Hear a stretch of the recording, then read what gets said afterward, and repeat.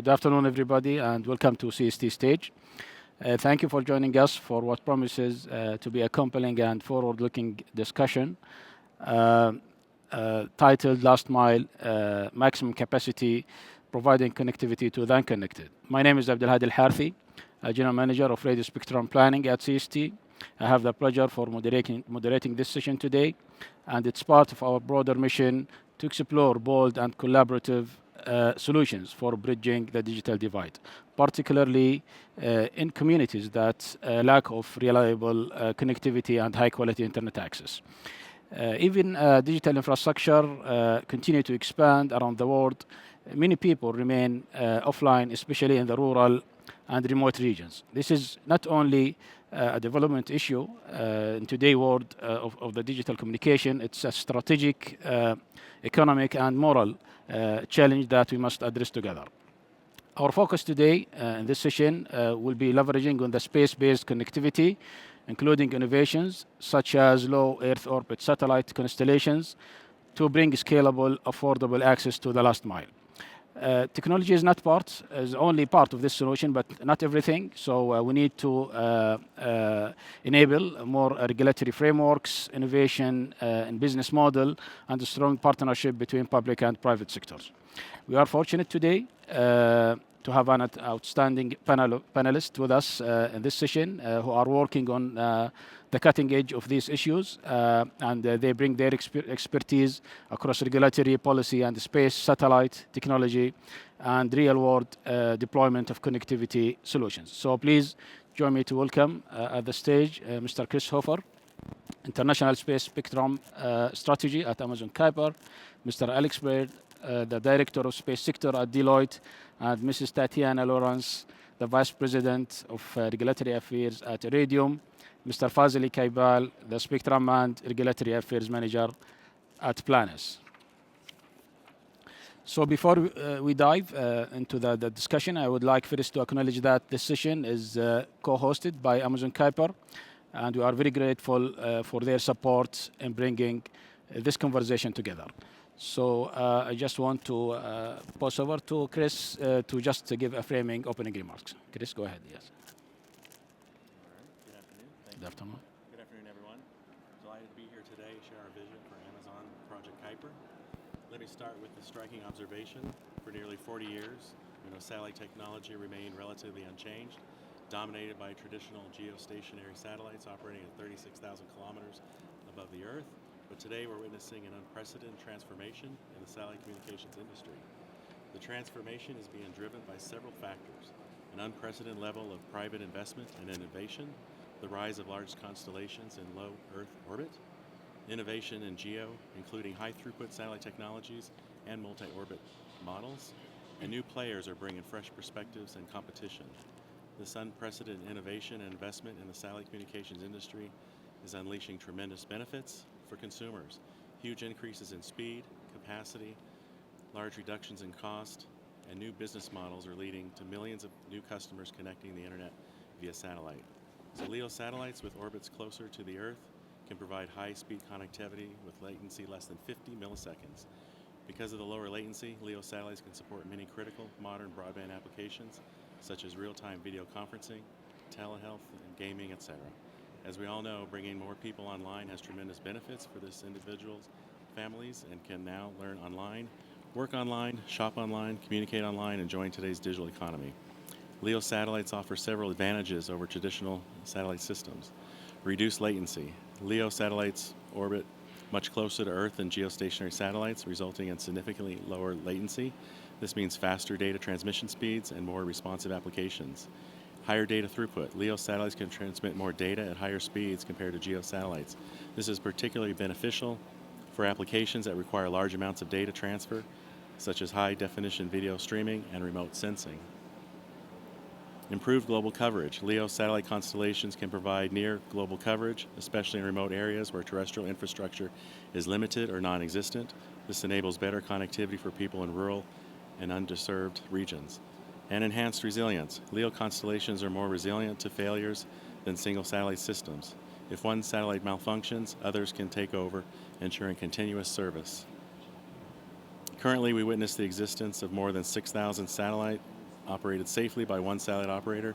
At Amazon, we believe that having multiple LEO operators will promote a competitive market, drive innovation, and ultimately benefit consumers and businesses by providing better services, lower costs, and wider coverage. If Amazon believed that this was a zero-sum game, there is no way we would have invested more than $10 billion in Project Kuiper. We believe the excitement is in expanding the relevance of satellite broadband services to reach more people. We believe there will be multiple winners in satellite connectivity at large. There are billions of people on Earth without reliable broadband, and we'll need multiple satellite connectivity solutions to connect even a fraction of those customers. Thank you. Thank Chris for the opening remarks, and I would start our panel with the first question to Mr. Chris. So, what regulatory or licensing barriers that does Project Kuiper most frequently face when entering new markets, and how regulators create a regulatory environment truly enabling for space-based broadband solutions like Kuiper? All right. So thank you for the question. Amazon has launched 102 satellites in 4 months for our low Earth orbit broadband network. Its mission is to provide fast, affordable connectivity to unserved and underserved communities around the world. Achieving our goals to expand global connectivity will take more than just cutting-edge satellites and rockets. We also need supportive regulatory environment. So I'm pleased to be here at the GSR to engage with so many of the world's leading regulatory authorities to share ideas and perspectives. To facilitate more effective and efficient deployment of non-GSO satellite services, regulators can take several steps that address key barriers in the current regulatory landscape. These include streamlining satellite regulations, rationalizing rules around foreign direct investment, and modernizing spectrum management techniques.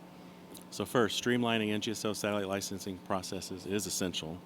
One key way to streamline regulations is avoid implementing landing rights regimes. Landing rights are rooted in an age when satellite systems are nationally or internationally owned.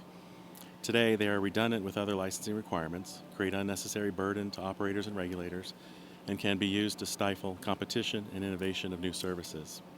A second way to streamline is to create a simplified authorization procedures, such as general authorization and blanket licensing regimes for licensing of user terminals and earth stations.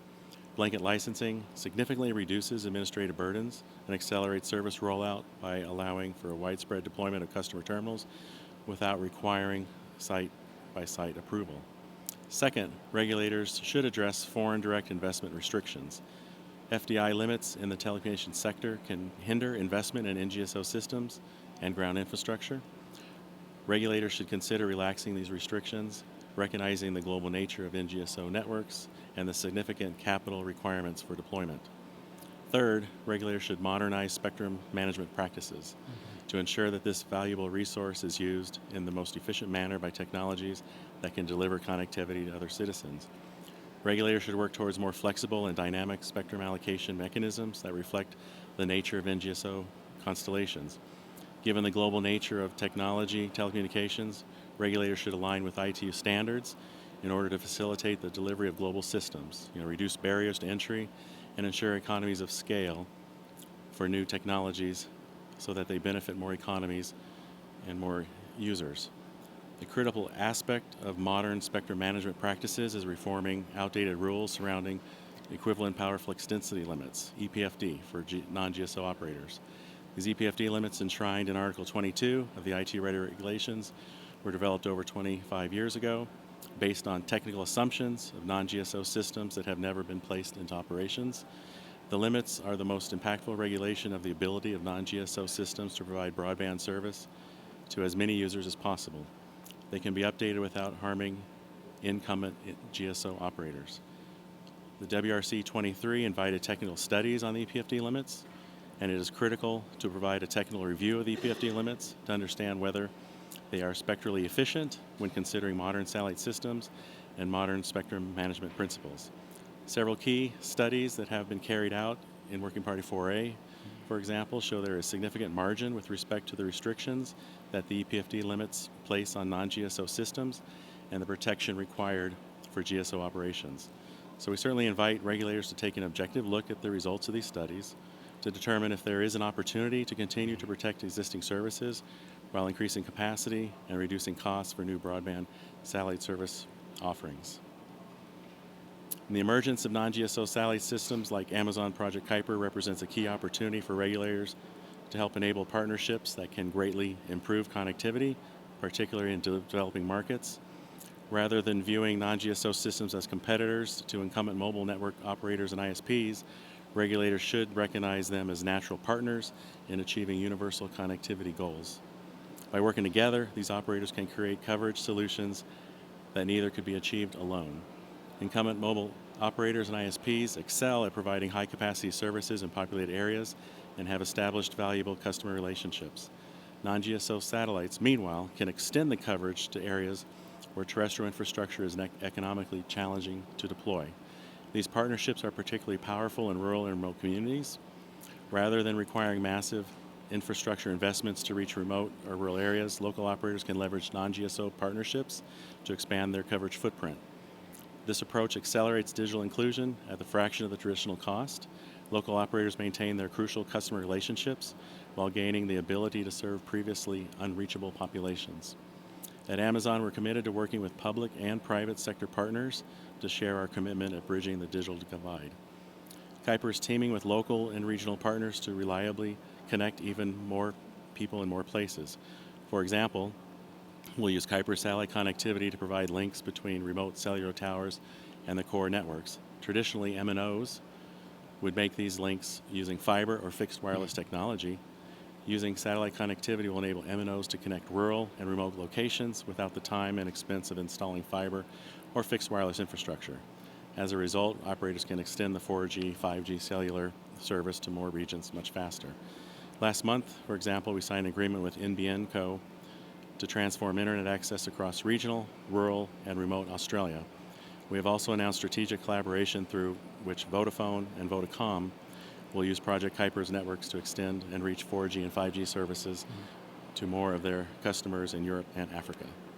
Thank you. Thanks, Mr. Chris, for sharing that holistic view about regulatory directions and Amazon efforts toward that. So I will move now to the other area of the discussion, focusing more on the financing and partnership with Mr. Alex. So, Mr. Alex, how can innovative financing models and PPPs de-risk investments in the last mile satellite connectivity?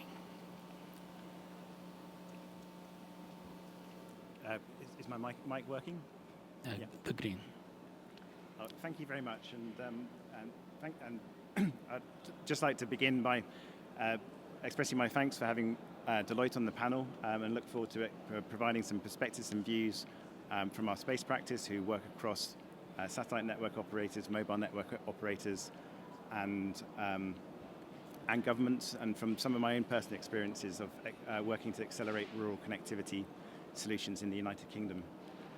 When considering investment models, I think it's first important to keep in mind the problem that is trying to be solved, and that improved connectivity, not urban migration, is the best way to help people in the world's rural areas develop. 60% of population of low-income countries are rural. 80% population below the poverty line are in rural areas, lacking basic access to education and healthcare. Rural areas also contain most of the planet's natural capital, and so the benefits of enhancing rural connectivity are manifest and broad. They provide rural connectivity solutions provide income and employment, diversifying and developing the rural economy and decongesting urban areas. Environment and climate change, creating a low-carbon economy by decoupling economic growth from resource usage.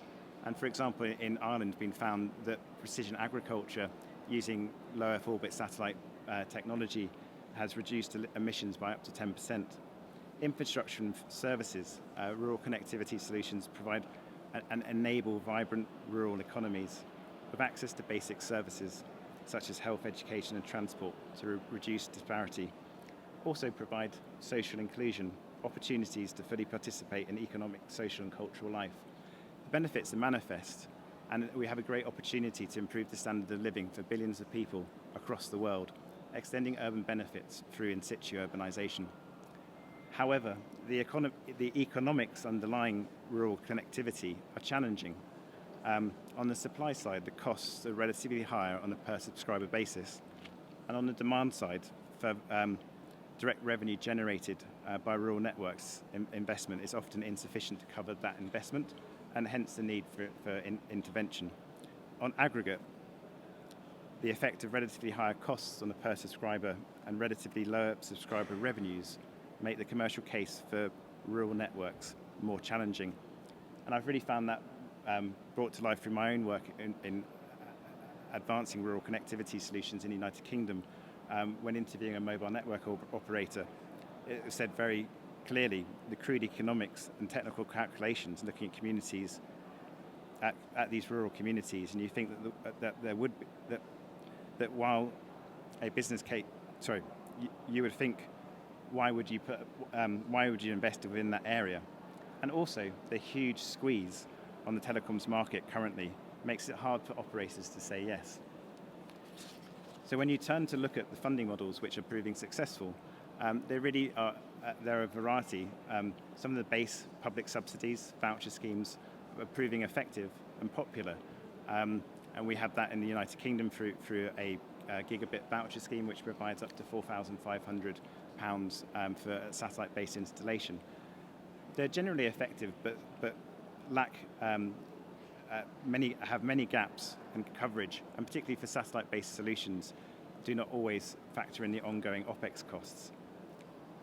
A lot of my focus has been around community and co-production and creating co-investment environments and understanding better the investment thesis for intervention by working closely with local residents and businesses to pool demand and negotiate and spread the financial risk and build goodwill. I was actually camping this weekend on Friday before I came out to Riyadh in one of the locations where we've been piloting a rural connectivity solution. And in this instance, this was with a rural railway with a business of £15 million per year, where we've implemented a low Earth orbit solution to provide connectivity and enhance the user experience and provide cashless cash payment systems. And again, the devil is often in the detail here in terms of, for a mobile network operator, a satellite network operator, it's not viable to come into these small businesses, and it's complex as how you bring the value pools together. Hybrid public-private partnerships also blended funding models combined with community, again, share risk and share reward, and proving very effective. There are also emerging and speculative models, potentially in the future fair share infra payments, where large tariff generators contribute to the financing were invested through our program. And in addition, flexibility pay-as-you-go may emerge for the operators. I think whatever the investment and the intervention, really the key considerations are for a satellite installation, the ongoing service costs, the coordination of demand, and the policy and regulatory clarity are provided. Okay, thanks, Mr. Alex, for sharing this interesting information and about the partnership and funding models. It's so exciting. So I'll move now to Mrs. Tatiana, and we'll deepen more toward the licensing and regulatory coordination. So how can satellite providers better coordinate with the telecom regulators to address spectrum constraints and licensing across markets? Yeah. Thank you, and good afternoon, everyone. Well, first of all, it's an honor to be here today to discuss regulatory considerations and satellite licensing matters, especially for non-terrestrial networks. First of all, we all recognize the urgent need to close the connectivity gap. 2.6 billion worldwide is still unconnected, and satellites are uniquely positioned to help this divide, to deliver service when networks are unconnected or impossible, terrestrial services impossible to deploy. Iridium is a global satellite operator, and from Iridium perspective, coordination with regulators is absolutely central to closing the connectivity gap. And we see three pillars where satellite providers and regulators can work together more effectively. First of all, clarity of models. So a good example would be to talk about satellite D2D services. we need to distinguish between globally harmonized MSS mobile satellite service spectrum, which include direct-to-device and safety communications, and on the other hand, the satellite use of terrestrial spectrum, which requires a lot of technical studies to make sure there is no harmful interference. Confusing the two creates unnecessary regulatory barriers. And regulators can help by recognizing MSS globally coordinated status and avoid duplication and licensing burdens. So that would allow for faster deployment of services in countries. Second is spectrum harmonization.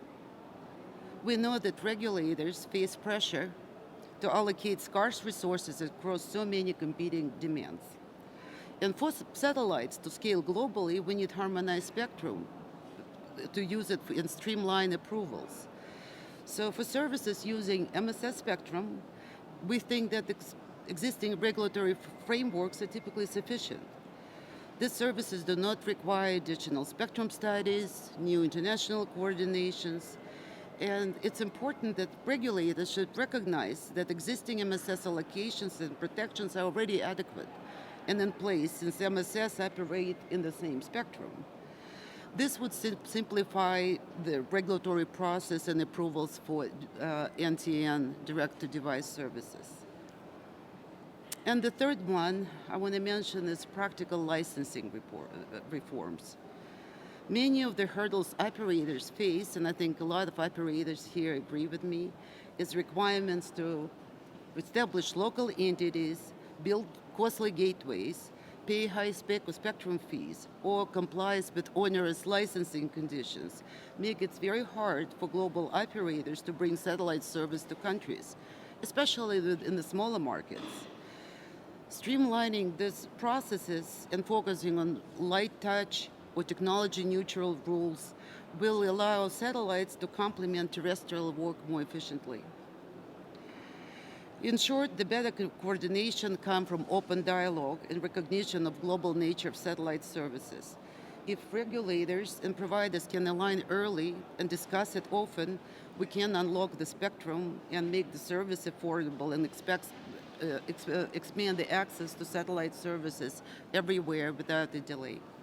Thank you. Thank you, Mrs. Tatiana. So now we'll give some part of innovation discussion, Mr. Fazili. So what role can emerging players like planners in enabling meaningful rural connectivity, and how can regulators support new entrants to the markets? Thank you. Thank you for the questions, and thank you for having me in this panel. And I will start with the questions by addressing your questions. What a meaningful connectivity is, and we believe that a connectivity is a meaningful rural connectivity when it is affordable, reliable, and transformative. And actually, we are based on a global standards such as LoRaWAN and NB-IoT technologies. This enable us to benefit from economies of scale, and which also enables us to produce our end devices at a lower cost. This is very important for enabling users benefit from IoT technologies. The second, actually, we are designing and developing our solutions and solutions in-house. And these vertical integrations enable us to have lower prices to our customers. And reliability comes with the nature of satellite services. And with reliability, we are providing full coverage, full global coverage, and robustness and resilience of satellite connectivity, bringing to communities and businesses. And we have also extensively tested our solutions in the field. Then we provide these solutions to our customers before operations. We have currently 17 satellites, and we aim to launch more than 100 satellites, which enable us to have lower average revisit time and support millions of devices. And most of the use cases in IoT world is supported with lower average revisit time. Therefore, we are aiming to realize multiple use cases. And we believe that this enables transform societies. And the question is, what is the role of planners satisfying rural and remote connectivity? And we believe that our solution is innovative. We are using very low power to communicate with satellites, which is very important for IoT solutions. As operational expenditure of IoT solutions is very important, and as we are using very low power, our batteries can last for more than 5 years. This is also important for IoT users. And additionally, we are based on global standards. These are LoRaWAN and 3GPP standards, and these enable us to complement terrestrial networks based on these technologies. And we have also not providing connectivity. We are providing solutions to our customers. Therefore, we are addressing each demands coming to us, and we are tailoring our solutions depending on our customer requirements. And this is our solutions that we are providing to our customers. Our solution is affordable, reliable, transformative, complementing the terrestrial networks, and innovative. And the important questions is that how regulators can help us. And this is very important because everything is meaningless if you do not access the spectrum. The first asset is to getting spectrum license or getting access to spectrum. And we are using LoRaWAN standards, and we need to access the SRD bands. And this is very innovative approach, and recently CPT has studied this and published an ECC decision which enable us to use SRD bands when we are communicating with satellites. And additionally, spectrum sharing is also important, and administrations, regulators should pay attention to this. And for instance, Australian administrations dedicates 2 times 5 megahertz portion of bandwidth on a shared basis. This is very important, and this promotes competition in the market, and this eventually benefits to all customers and citizens of that country. And second element that regulators consider that they make ease of access market.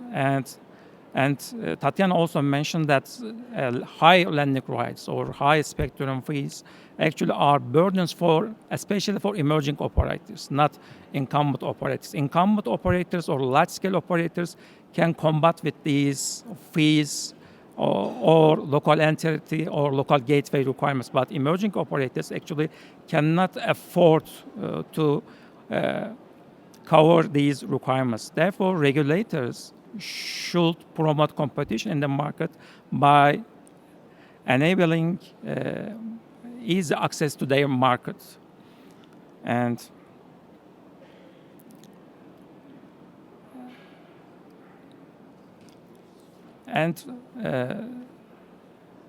we believe that regulators should promote competition in the market by making simple, clear, and transparent rules, especially for emerging operators. Finally, I would like to stress that regulatory sandbox applications are very important for emerging operators. And I would like to thank CST for regularly implementing sandbox applications, because we have a chance to test our solutions in the field, and this is very important. And actually, for instance, CSA also promoting partnership between local operators or local companies and satellite operators. And actually, this is very important for us. At least we are also looking for partners in the market, and this also enable us to have test our potential partners in the fields. And I would like to thank you once again. Yeah, thank you, Mr. Fazili, for sharing these insightful comments, and I hope that you really get benefits from the sandbox that CST already provided. So just want to go over again with our panelists about having like a closing comments on what we have discussed and covered today. So start with Mr. Chris. Yeah. Yeah, thank you. So items I addressed, I guess, in conclusion, I would like regulators to view non-GSO systems as catalysts for expanding access to connectivity through partnership with incumbent operators. By creating supportive regulatory frameworks and incentive structures, governments can help unlock the full potential of these partnerships. This collaborative approach, rather than competitive one, offers the most promising path to expanding affordable, reliable connectivity to all populations, particularly in markets where the need is the greatest. Yeah, thank you. Thank you, Mr. Chris. So, Mr. Alex?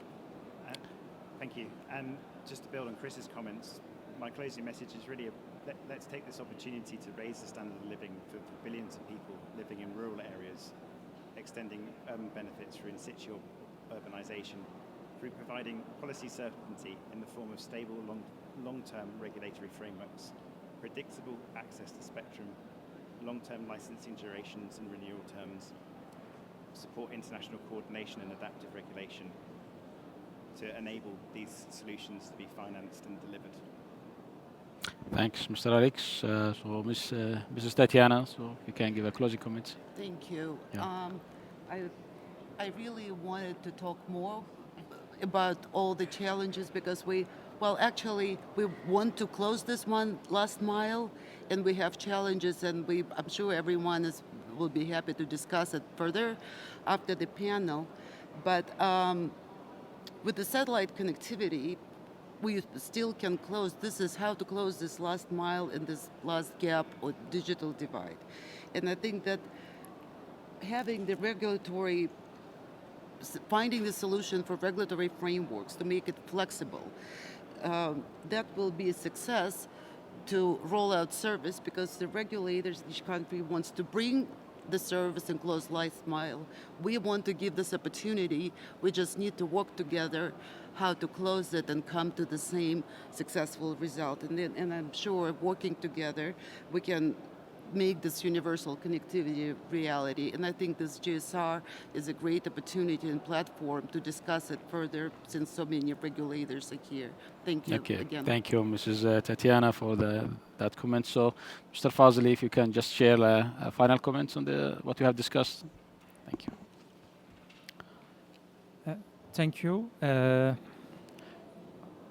I would like to be very short, and actually we ask regulators to promote competition for the benefits of their citizens. And we also believe that no one can close digital gap across the countries. Therefore, cooperation between regulators, operators from terrestrial and satellite operators are required. Thank you. Okay, thank you, Mr. Fazli. So that's bring me to the final minutes of this discussion, and as you can or you heard from our panelists that this session has highlighted the promise and the complexity of last mile connectivity to provide services to the unconnected people. So I believe that regulatory frameworks and also having innovations is very important at connectivity of the last mile. So at the end, I just want to say thank you to our panelists, and thanks to Amazon who hosted with us this panel. And thank you all for your attendance and joining us today. Thank you.